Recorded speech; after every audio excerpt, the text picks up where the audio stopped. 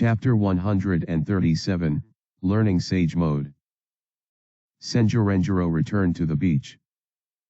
He found his clone, students, and 5 Yogaku-urchinins waiting there. Shunso had joined the 3 Yogaku-urchinins along with their sleeping teammate. They had set up a couple of tents. Renjiro entered the tent of his students. He informed his students of how his fight went and they decided to wait for others to return. Late in the afternoon, Takahei and the remaining 2 Chunins returned to the beach. Renjiro asked, "What's the status of your opponents?" Takahei replied, "Mine managed to run away."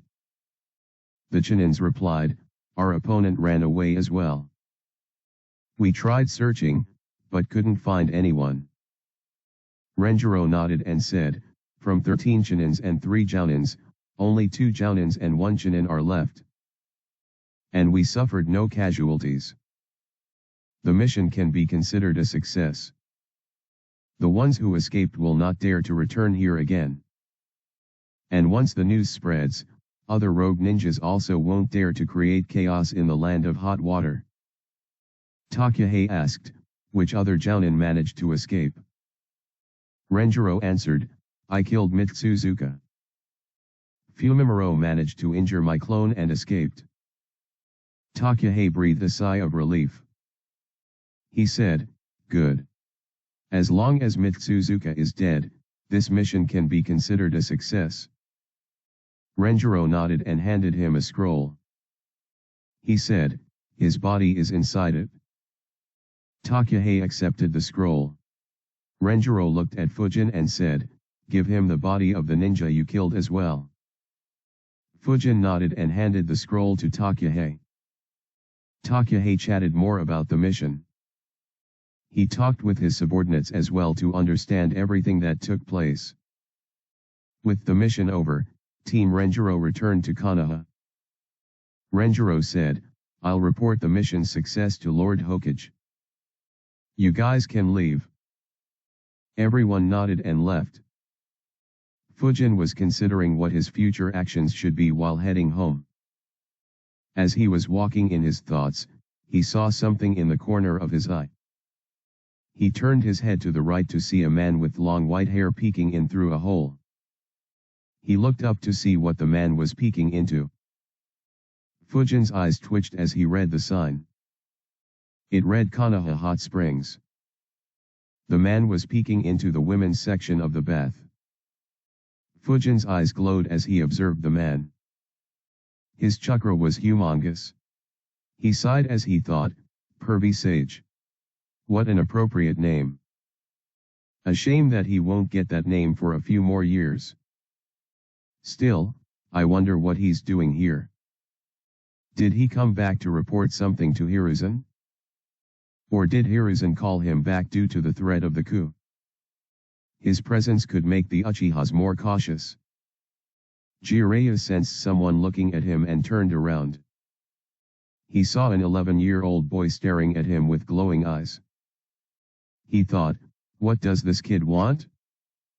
I hope he doesn't interfere in my research." He was about to continue peeking when the boy's chakra suddenly spiked. He began making hand signs rapidly. Jiraiya panicked, "What the hell? Since when did young brats begin having Jounin level chakra? And why the hell is he making hand signs for the air bullet jutsu? Does he want to destroy the bathhouse?" Jiraiya immediately flickered and appeared next to Fujin and grabbed his hands. He asked, "Calm down, kiddo. What are you doing?"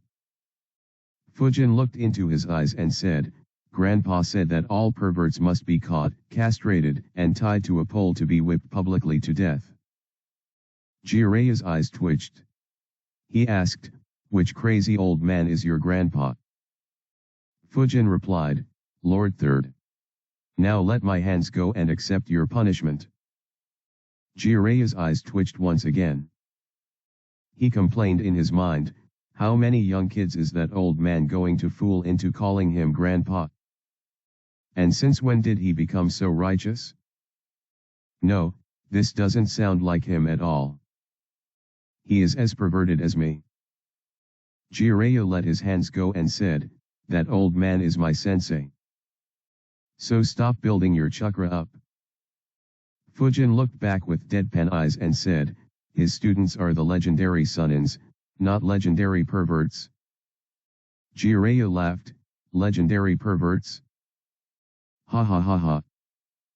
He looked at Fujin and said, you are lucky that you met Jiraiya the gallant and not the other two Sunnins. Fujin thought in his mind, no shit. One is a pedo researcher and the other is a drunk Hulk. Fujin looked at Jiraiya with surprise on his face. He said, are you really? Jiraiya smirked and said, that's right. You are looking at the one and only. Jiraiya slammed his hand on the ground. A lot of smoke appeared and from the smoke, a toad appeared. Jiraiya jumped on the toad and moved as if he was dancing. He swirled his hair and head in a manner that he thought was cool. I am the hermit of Mount Myaboku. The wise and immortal spirit. That's right. It's I, the toad sage, Jiraiya of the legendary Sunnins. A look of awe appeared on Fujin's face. He said, that's cool. But Gramps said that even if his students were perverts, he would still chase them down with a stick in his hand. Hearing that, Jiraiya's leg slipped and he fell on the toad. He thought, the first half doesn't sound like the old man at all. But him chasing with a stick totally sounds like him. Jiraiya looked at Fujin and said, what do you want, kid? You are interrupting my research. Fujin said, if you don't want me to tell Grandpa about your perverted acts, then you need to teach me what I want. Jiraiya was amused by Fujin. He asked, oh, and what do you want to learn? An innocent smile formed on Fujin's face. He said, Sage Mode. Fujin's reply shocked Jiraiya. His mouth fell open in disbelief as he heard what Fujin wanted. He forgot to swallow, and the resulting coughs rattled through his chest like a storm, leaving him gasping for air. He took deep breaths and said, Kid, go bother someone else. I have no time for you. Fujin squinted his eyes and said, you have to, or I will never let you do your research. Jiraiya looked skeptically at Fujin and said, good luck catching me, kiddo. He made a hand seal and both he and the toad disappeared into the smoke. Some distance away, Jiraiya appeared. He muttered, what an annoying brat.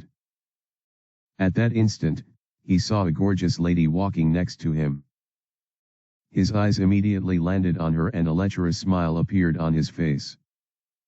However, he suddenly heard, stop perving around and teach me, old man. Fujin's voice wasn't soft. Everyone in the street heard him. Everyone began looking at Jiraiya with disgust. Jiraiya turned around to see Fujin standing behind him. His eyes widened. He asked, how did you follow me? A smirk appeared on Fujin's face as he said, I have been taught by Gramps. Do you think you can get away so easily? Jiraiya grabbed a smoke bomb and threw it on the ground and said, try following me now. Jiraiya appeared under a tree and said, finally got rid of the boy. However, he heard, you didn't. Jiraiya looked up to see Fujin standing on a branch of that tree. Jiraiya disappeared once again. Fujin followed him. Both appeared in various locations in the village. Fujin tracked down Jiraiya every time. Jiraiya was annoyed, not only does he have a high chakra, but he is also a sensor and can flicker seamlessly. So annoying. Realizing that he wouldn't be able to get rid of Fujin, he transformed into a toy bear. Fuji. A few seconds later, Fujin appeared at that location.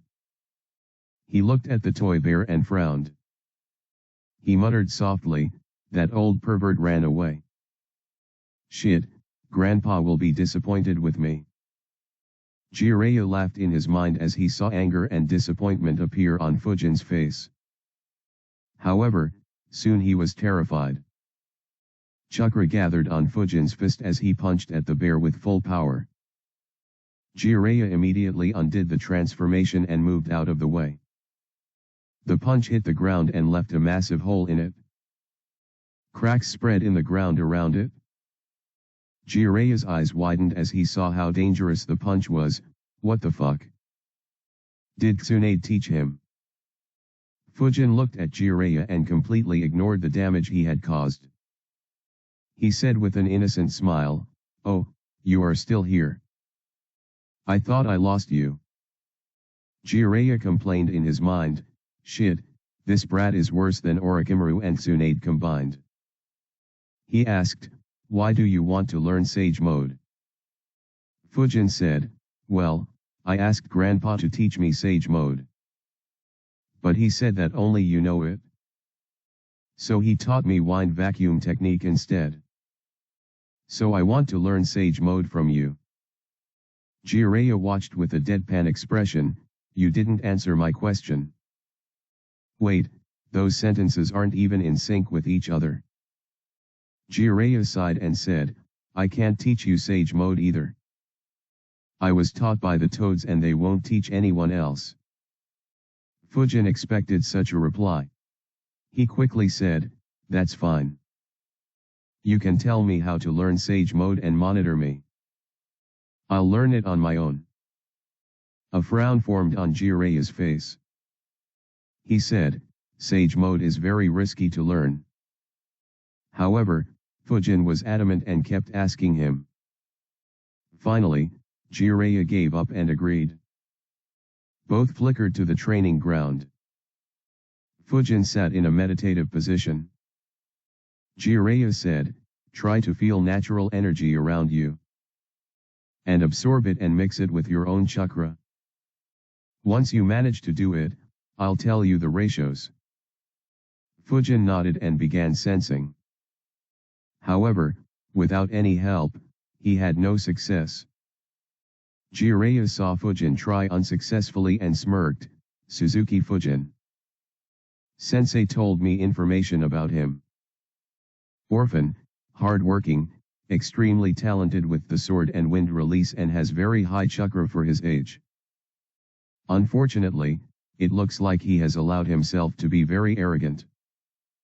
This should make him more humble." Fujin spent 6 hours trying to sense Sage Chakra without any success. Finally, he sighed and asked Jiraiya, "Could you give me some tips?" Jiraiya said, "I already gave you all." Fujin said, "Can you tell me anything else? Like how do you feel when you absorb natural chakra or anything else that could help me?" Jiraiya thought for a bit and said, "Now that you say, I do feel a tingling sensation in my back whenever I activate Sage Mode." Fujin asked, "Tingling sensation?" Jiraiya turned around and pointed at the center of his back. He said, "Over here. I concentrate my chakra and get a tingling feeling here while activating Sage Mode." Fujin was lost in his thoughts on hearing that, tingling feeling. Tingling feeling. Tingling feeling. It feels like I have forgotten something. Something important. He sat in the meditative position once again and concentrated his energy on his back. Soon, he began feeling a tingling sensation on his back. He kept meditating and sending more chakra there. Jiraiya watched Fujin with curiosity. But soon, his curiosity turned into shock. His mind couldn't form words as he sensed Fujin's chakra skyrocket. Finally, he gathered himself. What the fuck is happening? How can a human have so much chakra? It is exceeding tailed beast chakra levels. No, it has already exceeded them. Even nine-tailed fox doesn't have so much chakra. Fujin chakra kept skyrocketing. Soon, a golden aura appeared around him. He gritted his teeth and focused. The aura caused high-speed winds around Fujin. Even Jiraiya had to move backwards. The winds spread throughout Konoha and every sensor looked towards the training ground where Jiraiya and Fujin were. The chakra was so intense that everyone was scared out of their wits. Suddenly, Fujin yelled loudly. He let out all his energy. The golden aura around him grew. His hair turned golden. He stood up and muttered, "Right, this is what I have forgotten." Soon, lightning began appearing on his body. He said, "It's a good thing that I learned lightning release." As soon as lightning appeared on his body, his energy once again skyrocketed. It increased by more than 10 times. His chakra spread throughout the universe. A long distance away from Earth, there was a settlement in space. This area was ruled by a strong clan. The members of this clan were all very pale and had white eyes. Some of them had a third eye on their forehead. In this clan, an old man opened his eyes and looked in the direction of the earth. A serious look could be seen on his face. He was stunned. What energy! This doesn't feel like anyone from my Otsutsuki clan. Who unlocked such a huge power? Fujin looked at Jiraiya and said, "You can increase the length of your hair, right?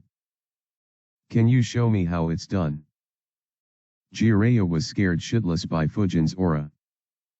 He nodded and made hand signs and increased the length of his hair.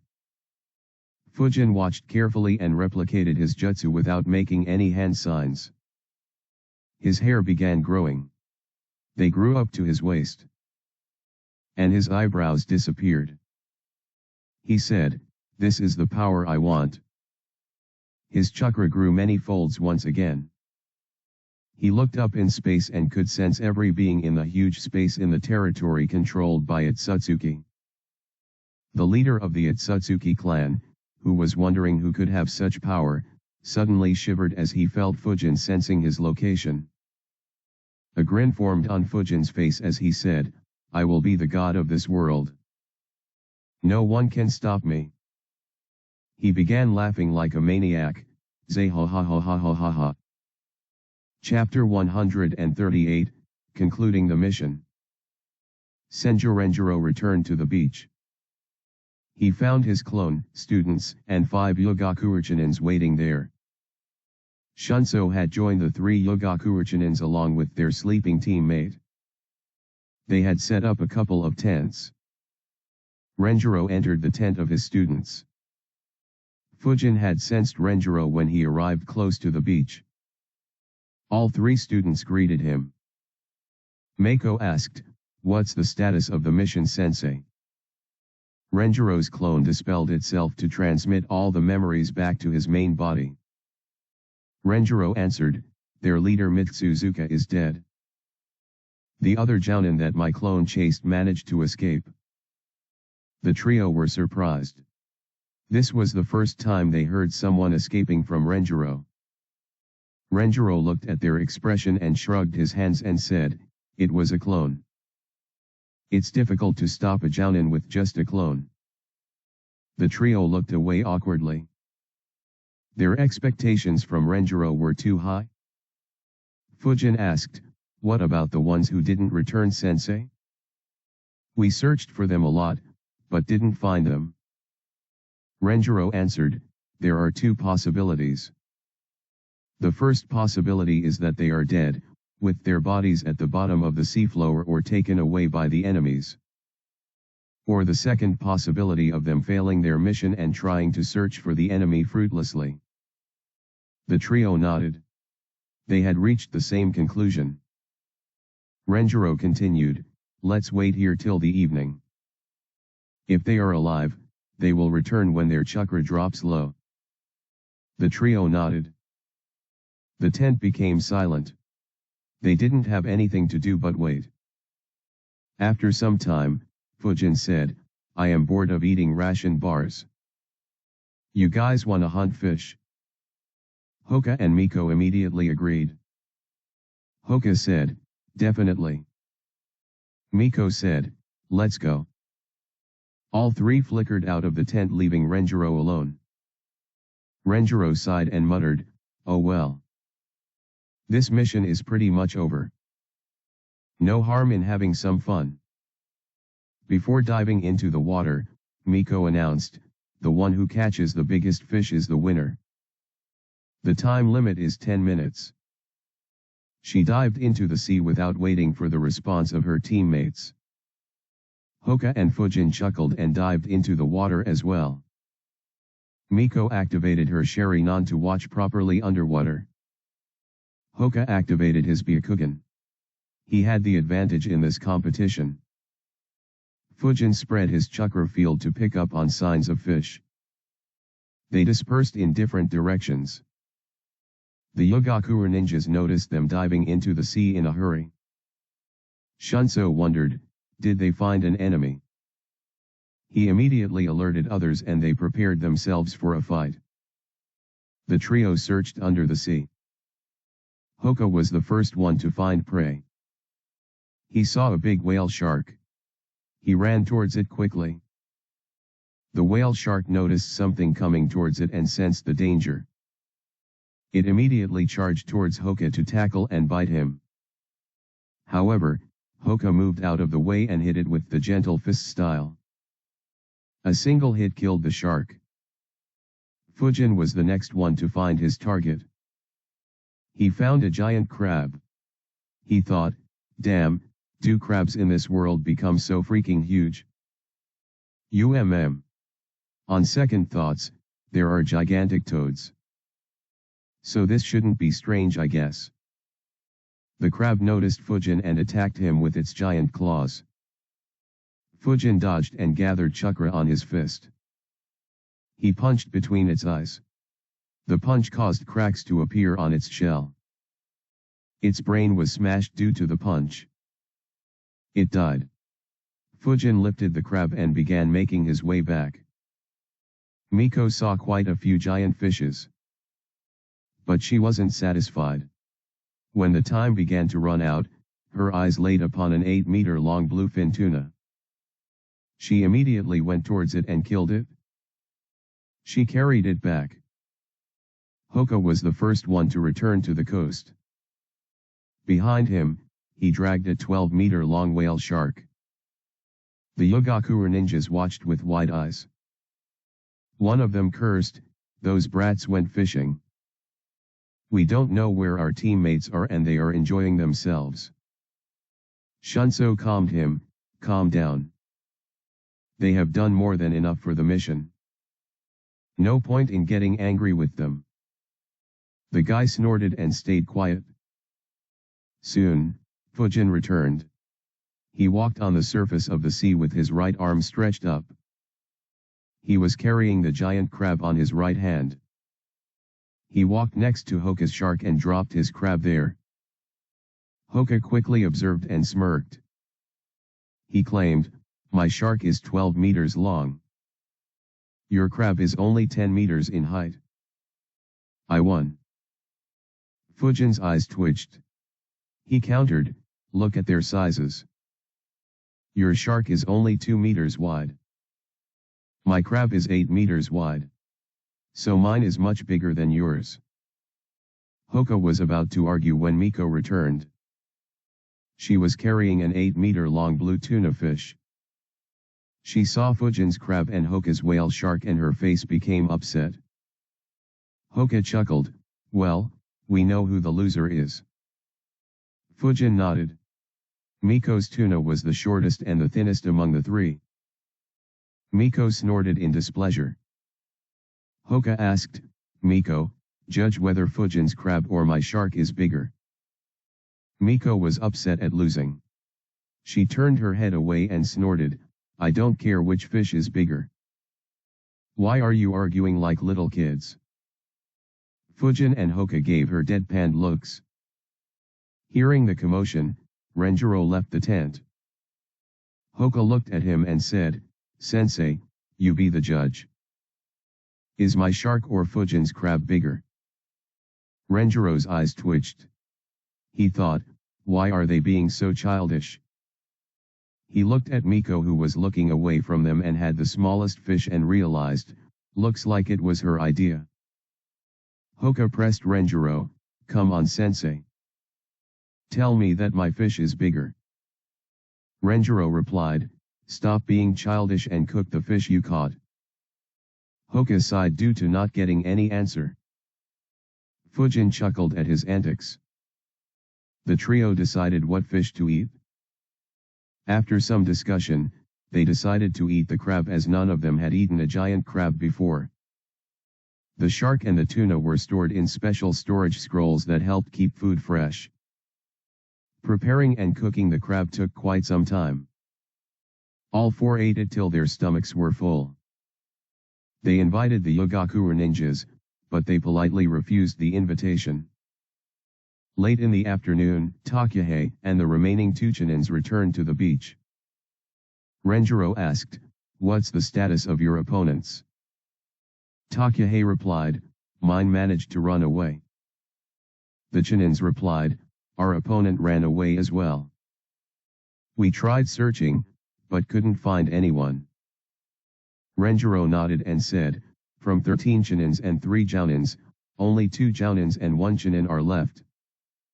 And we suffered no casualties. The mission can be considered a success. The ones who escaped will not dare to return here again. And once the news spreads, other rogue ninjas also won't dare to create chaos in the land of hot water. Takahei asked, which other Jounin managed to escape? Renjiro answered, I killed Mitsuzuka. Fumimaro managed to injure my clone and escaped. Takahei breathed a sigh of relief. He said, good. As long as Mitsuzuka is dead, this mission can be considered a success. Renjiro nodded and handed him a scroll. He said, his body is inside it. Takahei accepted the scroll.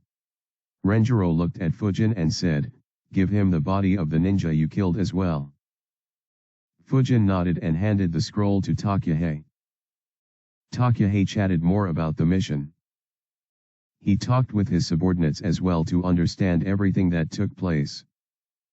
After understanding everything, he walked to Team Renjiro's tent. On entering, he saw the 2 captured rogue ninjas. He said, Renjiro, I want to take over these 2 as well. Renjiro shook his head and said, they surrendered to me. I will take them to Konoha and interrogate them properly. Takahei realized why Renjiro was adamant. They could provide Konoha with a lot of important information regarding the current state of affairs in Kirigakure. However, he insisted, Renjiro, a lot of innocent civilians were killed by these guys. I can understand your point. However, we have to answer to the citizens of the land of hot water. So allow me to take them back first. Later, we can transport them to the land of fire. Renjiro frowned. He could understand Takahei's point of view, but these 2 could provide Konoha with a lot of information. He thought for a bit and concluded, if I stay adamant, I can take these 2 to Konoha. Takahei won't stop me and the daimyo won't say anything either. But this was a mission issued by the daimyo. He will be displeased by this action and the goodwill generated by this mission will be lost. Renjiro said, all right. But, you are not allowed to maim or cripple them. I will report about them to Lord Hokage and he will send a team to retrieve them. Pass this message to your daimyo. Takahei sighed in relief. He immediately agreed to Renjiro's conditions. Chapter 139, Holy shit. Takahei smiled and said, the reward for completing the mission should already be handed to Konoha. As for the bounties, Lord Daimyo will send them to Konoha as soon as he can. Fujin asked, what bounties? Takahei replied, due to the chaos that this group created, Lord Daimyo had put bounties on their heads. Mitsuzuka had a bounty of 20 million ryo. Any jounin in the rogue group had a bounty of 10 million ryo, while the Chinins had a bounty of 2 million each. He looked at the kids and said, Fujin, you killed 2 Chinins. Miko and Hoka, you 2 killed 1 each. And you 3 helped Shosaku in killing his opponent. So the reward for that kill would be split among you 4. Fujian was stunned. The hell? 4.5 million ryo for such an easy job. Takahei smiled on seeing Fujin's reaction. Hoka and Miko didn't react much. Fujin looked at Renjiro and thought, he killed Mitsuzuka. In addition, he killed the 2 gatekeepers and 4 more Chinins before the fight began. He'll get a freaking 32 million ryo. Renjiro noticed Fujin's gaze but didn't react. Takahei said, I will lead my team to collect the dead bodies from under the debris. Renjiro said, all right. We will take our leave then. Takahei asked, you don't want to rest for a bit in the town? Renjiro answered, no, we had some rest. Besides, the borders of the Land of Fire are closer to here than the town. Takahei nodded and said, all right. It was good working alongside you. Renjiro smiled and said, it was good working alongside you as well. Takahei left. Renjiro looked at his squad and said, pack up, we are leaving. The trio nodded and immediately packed up the tent. After gathering everything, they left. As they moved through the forest, Fujin asked, Sensei, do rank missions pay so much? Renjiro replied, it depends on how critical the mission is for the ones who issue it. This time, the daimyo was under a lot of public pressure. That is why he issued those bounties. Fujin nodded. Miko asked, Sensei, how difficult are the rank S missions? Renjiro answered, well, imagine having to do this mission with just a squad of 4 ninjas. So if this wasn't a joint mission, it would have been close to a rank S mission. Usually, rank S missions aren't labeled as such due to difficulty. Rather, it is the critical nature of the missions. If it is labeled rank S due to difficulty, then our opponent would be an elite jounin. Someone who could go up equally against me. Miko, Fujin, and Hoka paid attention to Renjiro's words. Since this one would probably be their last mission together, they asked Renjiro a lot of questions. Renjiro answered them patiently and resolved their queries. While they were moving, Fujin occasionally activated his chakra field, while Hoka activated his Byakugan. During one such occasion, Fujin sensed something that shocked him. Fujin shouted, halt! 2 huge chakras are incoming. One has slightly lower chakra than Sensei, while the other one has more than twice Sensei's chakra. That shocked them. Hoka immediately activated his Byakugan, while Miko activated her Sharingan. Renjiro also became serious. He thought, my chakra was naturally high due to being a Senju. The ones who had chakra equal to or higher than me are usually S-rank ninjas. Renjiro spoke, Hoka. Hoka answered, one is a shinobi from Kumo while the other is from Taki. Both are rogue ninja. Suddenly, Hoka stopped speaking. There was a stunned expression on his body. Renjiro asked, what did you see? Hoka answered in a shocked voice, the one with the higher chakra has a different body. It's disgusting. This surprised them. Fujin thought, disgusting body. A few faces appeared in his mind. Around 800 meters from Team Renjiro, 2 ninjas were traveling at a rapid speed. One of them was 5 feet 6 inches tall and very slim. The other one was over 6 feet tall and had a well-built body. The slim one asked, are you sure that cash cow will be traveling from here? The tall guy answered, my sources are never wrong. Now shut up and keep moving. Suddenly, both their eyes widened. The slim guy chuckled and said, "Looks like you were right, freak. Let's go quickly." Both of them sensed Fujin sensing them and moved rapidly towards Team Renjiro. Team Renjiro waited to see who was approaching them so quickly. Fujin had a very bad feeling. In a few seconds, two silhouettes appeared in front of them. Fujin watched as his eyes kept widening. They both wore long black cloaks with red clouds, red interiors, and chin-high collars. Fujin didn't recognize one of them. But the other, he recognized very well. Fujin was scared. No, he was horrified. Only one thought ran through his mind, motherfucking Kakuzu. Renjiro looked at them. He didn't recognize Kakuzu but recognized the other one. He was surprised. He said, "Kaminari. I heard that you had disappeared from the land of lightning. Didn't know that you became a rogue ninja. Looks like Kumigakure did a good job of hiding your details."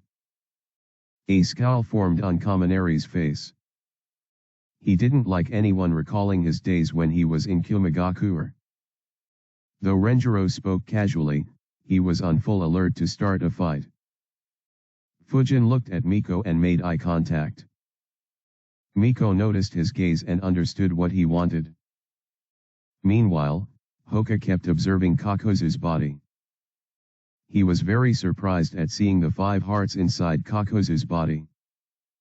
Kakuzu said, "Senju Renjiro. I have heard a lot about your war exploits. Today, I will claim the 45 million Ryo bounty on your head." Kakuzu wasted no time and moved forward to attack. Kaminari joined him. Renjiro grabbed his sword to confront them. However, Miko and Fujin were faster. Miko made hand signs immediately. Fire release, Great Fireball Jutsu. She released a giant ball of fire. At the same time, Fujin launched his supercharged jutsu. Wind release, Great Breakthrough Jutsu. Both jutsus combined. The fireball dispersed and spread out throughout the Great Breakthrough Jutsu. Kakuzu and Kaminari, who were focused on Renjiro, were surprised. Kakuzu had used such a combination several times in the past. He understood its lethality. So did Kaminari. Both flickered behind. Kakuzu made a hand sign. An earth dome appeared and covered them both. Renjiro noticed the earth dome and smirked. He made a hand sign and was about to slam his hands on the ground. Miko and Hoka were prepared to go on the assault too. However, Fujin yelled, "Formation 9." As soon as they heard it, their eyes widened. Kakuzu and Kaminari were protected by the earth dome. However, soon needles began forming on the inside surface of the dome. Kakuzu noticed them and snorted. He made a hand sign and all the needles crumbled into dust and soil. They felt that the combination jutsu had already passed and hence lifted the earth dome. But, instead of a clear battlefield, they were met by a 20 feet tall sloth who attacked them with its giant claws. They both flickered in opposite directions. Realizing that Kakuzu would be the bigger threat, he flickered in front of Kakuzu and attacked with his swords. Kakuzu saw Renjiro and made a hand sign. Earth release, Iron Skin Jutsu. Kakuzu's skin blackened. He raised his fist and blocked Renjiro's sword. Chakra flowed through Renjiro's sword. It hit the back of Kakuzu's fist. The attack left a small slash on Kakuzu's fist. Kakuzu was surprised. He said, "It's been a long while since someone could hurt me. I will enjoy killing you." Renjiro and the sloth were about to press on the attack, but they suddenly withdrew backwards. Renjiro looked at Kakuzu. It seemed as if there were monsters under his clothes, or perhaps under his skin, that were trying to break out. 4 black monsters appeared around Kakuzu. Each had a mask of different color on them. Renjiro, despite all his experience, was stunned. He thought, what the hell is this? And who is this guy? And why was there no mention of such a strong ninja during the previous wars? Kakuzu and the four monsters attacked Renjiro and his summon with perfect coordination. Renjiro kept his distance from them and tried his best to defend himself. He often resorted to diving into the ground to protect himself. Chapter 140, Fighting Against the Akatsuki. On the other side of the battlefield, Kaminari was confronted by Fujin, Miko, and Hoka. Fujin flickered in front of him while making some hand signs. Wind Release, Air Bullet Jutsu. Fujin shot a dozen air bullets at him. Lightning sparks appeared on Kaminari's body. His speed increased a lot and he dodged all air bullets easily. Miko and Hoka quickly attacked with shurikens, but Kaminari dodged them as well with ease. Fujin analyzed, there is no lightning armor on him, just sparks. Is this a toned-down version of Raikage's technique? After dodging, Kaminari moved towards the trio. His speed was incredibly fast. Fujin's eyes couldn't follow him. He instantly blew a great breakthrough jutsu in front of him. It didn't matter if he couldn't see his opponent's exact location. He would just attack the whole area. Kaminari saw the incoming attack and quickly moved out of range. He tried attacking from a different direction, but Fujin attacked again with the wide-range great breakthrough jutsu. Kaminari tried attacking from different directions, but Fujin just kept attacking with the great breakthrough jutsu. Kaminari was annoyed, this brat keeps trying to keep me at a distance. Does he think that he has infinite chakra? And that Uchiha girl is staring at me as well. If I try to break through his jutsu head-on, she will fire a fireball into this wind jutsu. Kaminari made a few hand signs. Lightning Release, False Darkness. Multiple spears of lightning formed and moved towards Fujin's group. Fujin sensed Kaminari building his chakra and made a few hand signs. Seeing the lightning jutsu, Fujin launched his jutsu. Wind Release, Infinite Breakthrough Jutsu. Both jutsus clashed. Fujin observed carefully. He thought, isn't this the same jutsu that Kakuzu used later? Did Kakuzu take his heart? Fujin's jutsu broke through the lightning spears and moved towards Kaminari. However, Kaminari had already launched another jutsu. Fire Release, Blast Wave Wild Dance. Kaminari expelled a large stream of fire which moved in a spiral manner. It clashed with Fujin's jutsu. Kaminari smirked as he watched, my false darkness was stronger than his jutsu. However, the wind release has too much of an advantage against lightning. But, false darkness reduced the momentum of his jutsu. And now, my blase wave will be assisted by his jutsu. As Kaminari had calculated, his blaze wave entered the infinite breakthrough jutsu and spread throughout it. Fujin thought, damn, he is good. Hoka moved forward and slammed his hands on the ground. Earth Release, Earth Wall Jutsu. A huge wall appeared between them and the flames. He made another hand sign and slammed his hands on the ground again. Earth Release, Earth Dome Jutsu. A dome was formed that covered all three of them. The fire covered a large area. It flowed over the wall and heated the outside of the dome. Trees were set on fire for hundreds of meters. The jutsu even reached Renjiro and Kakuzu's location. Both immediately escaped into the ground. Renjiro's sloth summon had already been injured by Kakuzu and it had returned back. After a minute, the fire died down. Renjiro and Kakuzu had begun fighting underground. Kaminari quickly moved across the battlefield. He stood on top of the earth wall and noticed the dome below. Fujin noticed his chakra and made a few hand signs. Lightning sparks began appearing on Kaminari's body. He jumped down at the dome. Lightning release, lightning spear jutsu. A spear made of lightning appeared in his hands. He threw it at the dome. It hit the dome and pierced through it. However, right when the tip of the lightning spear appeared inside the dome, Fujin used his jutsu. Wind release, vacuum bullet jutsu. The vacuum bullet hit the lightning spear's tip. It pierced through the entire length of the lightning spear and completely dispersed it. Without slowing down, it targeted Kaminari, who was falling down towards the dome. Kaminari's pupils shrank seeing the vacuum bullet. The jutsu was aimed at his face. He quickly moved his head to the side. The vacuum bullet left a cut on his right cheek before hitting his right earlobe.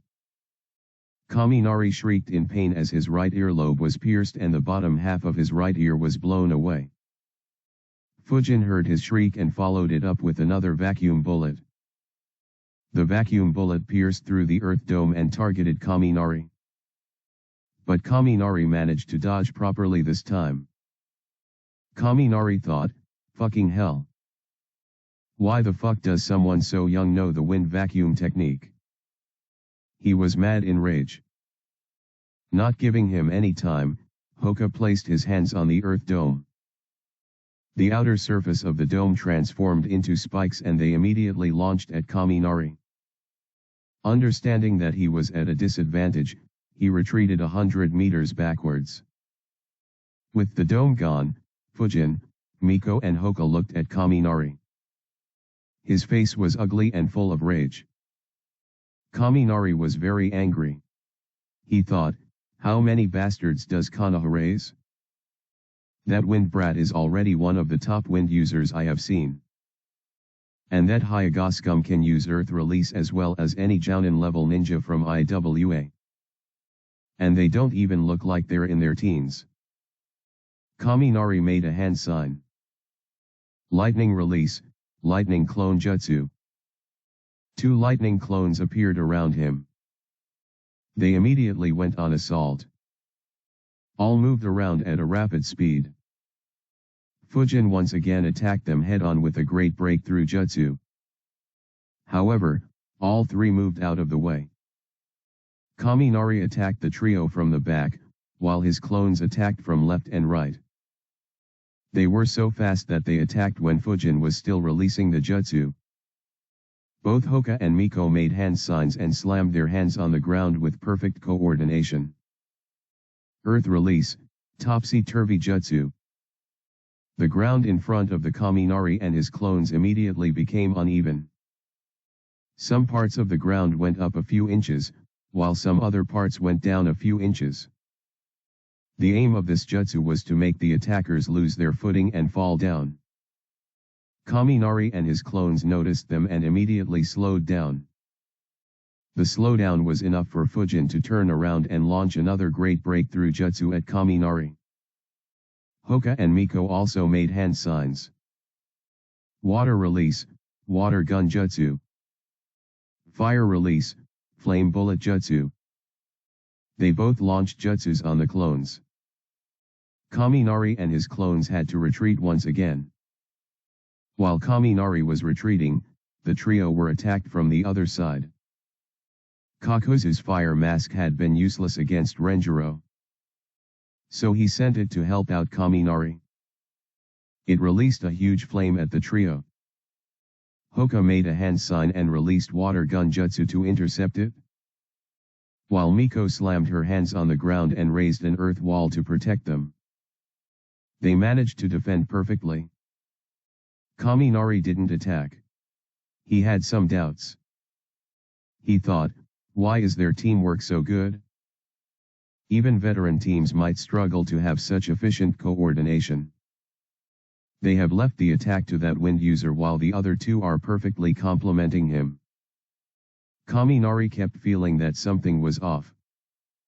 And while he was analyzing, it finally hit him, wait a minute. Why is that wind user fighting without considering his chakra wastage at all? His chakra has fallen very low now. In just a few more jutsus, he will be dry. Kaminari analyzed, but couldn't figure out the reason why they were acting that way. Kakuzu and Renjiro were still stuck in a deadlock. Kakuzu had the absolute advantage over Renjiro, but he couldn't deal any injuries to him. Kakuzu analyzed, he is good. If it weren't for those 3 kids, he might have been able to escape successfully from me. That said, what is that useless Kaminari doing? I even sent my fire mask to help him. And he still can't kill 3 kids. The fighting continued for a few minutes. Team Renjiro was extremely exhausted. Fujin had one knee on the ground. Miko and Hoka were tired as well. They had spent a huge amount of chakra on ninjutsu. Renjiro was also exhausted. Fighting against an S-rank ninja and the 3 masks took its toll on him. Kaminari observed them and smirked, finally they ran out of chakra.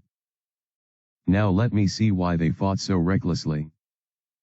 Kakuzu also observed very carefully. During the last few minutes, he had seen endless tactics and tricks from Renjiro. He didn't want to get careless. Fujin looked over at Renjiro. Renjiro was looking at him as well. They both nodded their heads as soon as their eyes met. Hoka and Miko noticed it. Immediately, all 4 flickered in different directions.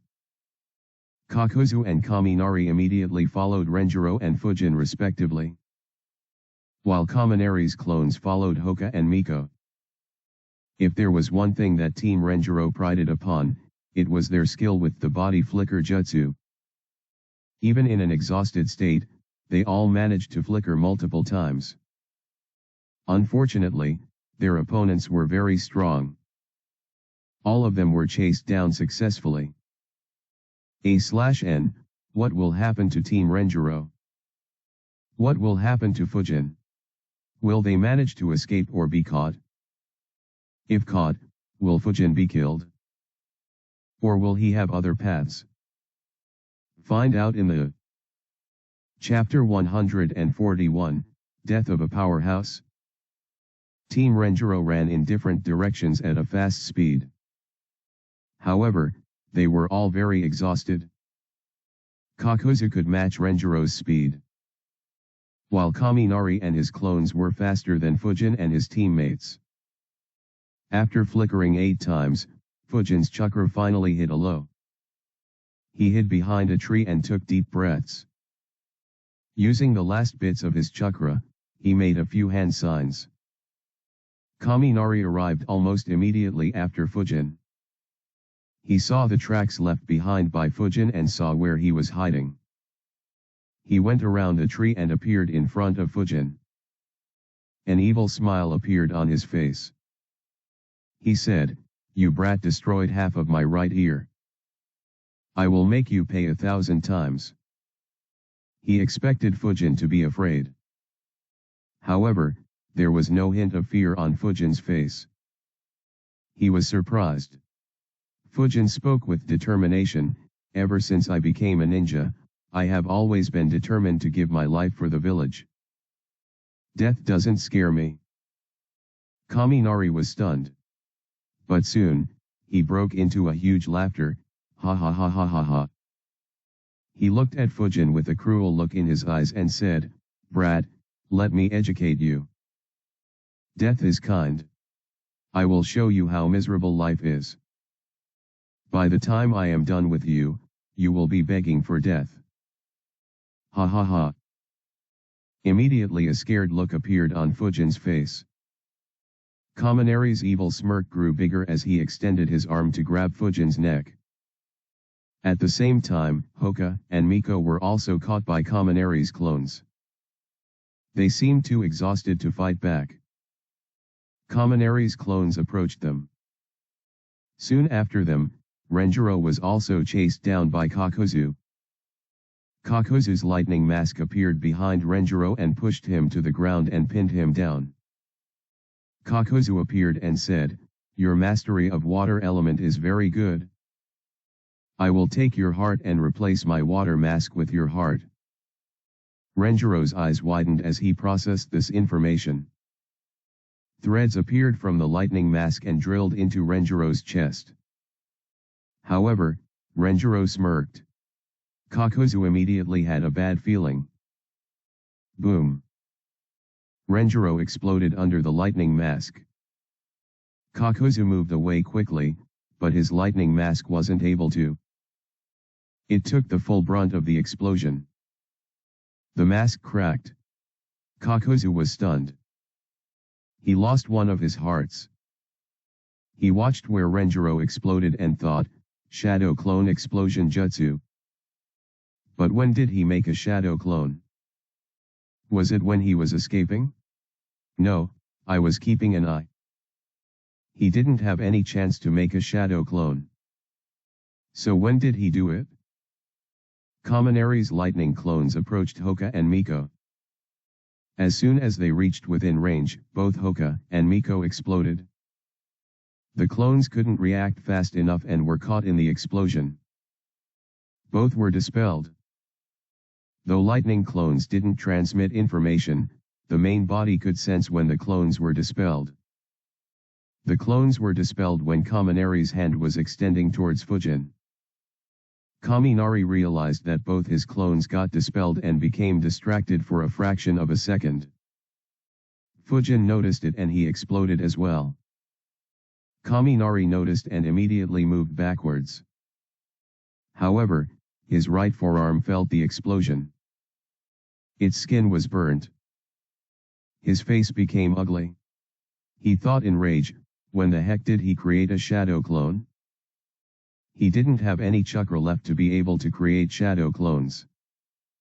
He looked around the area but found no signs of someone escaping. He moved towards where his other two clones were dispelled. But once again, he couldn't find any signs of Miko or Hoka escaping. After a few minutes of fruitless search, he ran back to where the fighting had happened. Kakuzu was inspecting the area. He appeared behind Kakuzu. Kakuzu immediately noticed the half-blown ear and a burnt right eye. Kaminari also noticed that Kakuzu's cloak was destroyed. Kaminari said, "The ones I chased were all clones. There were no tracks that showed someone running away." Kakuzu said, "Same here. The Renjiro I chased and escaped turned out to be a shadow clone. Bastard exploded it when I caught him." Kaminari said, "You too? The same happened with that wind user. I am guessing it was the same with the other two as well. But when did they create the clones?" Kakuzu replied, "We were probably fighting the clones the whole time. Though they tried to hide their tracks, signs are showing that 4 people escaped from this route. And their clones all escaped in opposite directions of the Land of Fire's border. It looks like they wanted to lure us away and buy some time to escape." Kaminari was surprised. Immediately he became very angry. Blood vessels could be seen on his forehead. He said, "No wonder those 2 brats were so good with earth release and water release. They were Renjiro's disguised clones." His chakra flared up as he yelled, "Those bastards think that they can make a mockery of us? Kakuzu, you check their tracks, and I will bring you to them. Those bastards can't escape from us." Kakuzu nodded. Sparks appeared on Kaminari's body. He grabbed Kakuzu and moved along the path Kakuzu said rapidly. They were taking the shortest route to the Land of Fire. After running at max speed for 5 minutes, they finally saw 4 silhouettes. Kaminari immediately shouted, "Bastards! You think that you can make a mockery of me?" Team Renjiro heard the shout and stopped. They immediately took a battle stance. Kaminari dropped Kakuzu and rushed towards them. Kakuzu followed him, but thought, Something is off. Kaminari was much faster than Kakuzu. He reached them in a blink of an eye. Renjiro unsheathed his sword and attacked Kaminari. Kaminari grabbed a kunao and flowed lightning through it and attacked Renjiro. Renjiro blocked his attack. At the instant their weapons clashed, Fujin, Hoka and Miko flickered next to Kaminari to surround him from all sides. Kaminari was surprised by this maneuver. He had a bad feeling. Immediately, all four exploded. Kakuzu sensed it and stayed behind. Kaminari, however, was completely caught in the explosion. He released lightning from all over his body to form armor, but he wasn't proficient in such an application of lightning. It helped reduce the impact of the explosion, but he was hit nonetheless. After a second, Kaminari jumped out of the dust cloud created by the explosions. His clothes were blasted. Almost all the skin on his body was burnt. He was bleeding a lot as well. Kakuzu appeared next to him and said, "The trail was left behind by clones. Since this was the shortest route to Konoha, we assumed that they escaped here. To think that they would set up another trap here." Kaminari looked at Kakuzu in rage and yelled, "Bastard! You led me into a fucking trap. And then hid behind and watched me getting hit." Kakuzu looked at him and said, "I didn't ask you to rush ahead like a moron. It was your stupidity." Kaminari yelled, "Asshole, are you calling me a moron? It was your dumb head that led us into this trap in the first place." Kakuzu didn't reply, but Kaminari kept yelling at him. After yelling for a bit, Kaminari turned around and walked away. However, in the next instant, an arm pierced through his right lung. Kaminari looked down in horror. Threads drilled into his body as Kakuzu began taking his heart. Kakuzu said, "I guess they didn't tell you. My previous partners died because I couldn't stand them and killed them." Kaminari was stunned. A rogue ninja from Kumagakure, who was on the threshold of reaching S rank, died without anyone seeing. Well, not without anyone seeing, as two pairs of eyes were watching this act. The first pair of eyes belonged to Zetsu. The other belonged to Renjiro's shadow clone. Fujin's clone sensed when Kakuzu and Kaminari were chasing after them. He relayed the information to Renjiro's clone, who used the minimum amount of chakra needed to create a shadow clone. The clone moved out of the path and hid underground. After killing Kaminari, Kakuzu removed his heart. Threads gathered around that heart and a new lightning mask was formed. Renjiro's clone watched the whole process. Surprisingly, Kakuzu didn't feel anyone keeping an eye on him until he was done with the process. After the lightning mask formed, it entered into Kakuzu's body. Knowing that any further hunt was meaningless, Kakuzu retreated away from the land of fire. Renjiro's clone dispelled itself to transmit the information back. Long away from where Kaminari died, Team Renjiro entered the land of fire.